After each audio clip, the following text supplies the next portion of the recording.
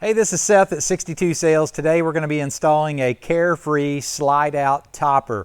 Now, one of the reasons to have a slide out topper is to protect the rubber roof on the slider itself and keep it from rotting. Actually, on this unit, as we prepared it for the install, we noticed a little rot underneath the rubber that I'll show you here in just a moment. But basically what we have here is the entire slide out tube itself with the fabric. And then we have the brackets which will mount here in the upper corners of the slider to hold the slide out awning in place.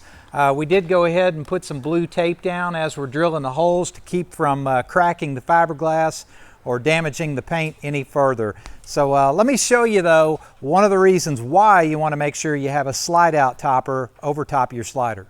All right, here we are at the top corner of the slider where we're installing the Carefree slide out topper. Now again, one of the reasons for having a slide out topper on top of your slider is to keep this from happening. You can see that the roofing material here, the rubber membrane is about all that's left. All the wood underneath is completely rotted out, so we'll be talking to the customer about this one.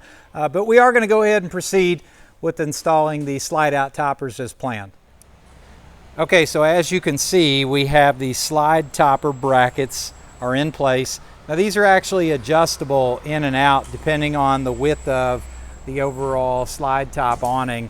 On this unit we also needed to install an awning rail so that the awning itself could slide in. So now what we're going to do is we're going to make all the final attachments and then test the new slide out awning.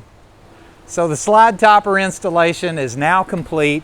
We've got the new awning rail tied back. We have the brackets mounted and secured. Now we're going to run it in and out just to do a quick test to make sure everything is ready for the road.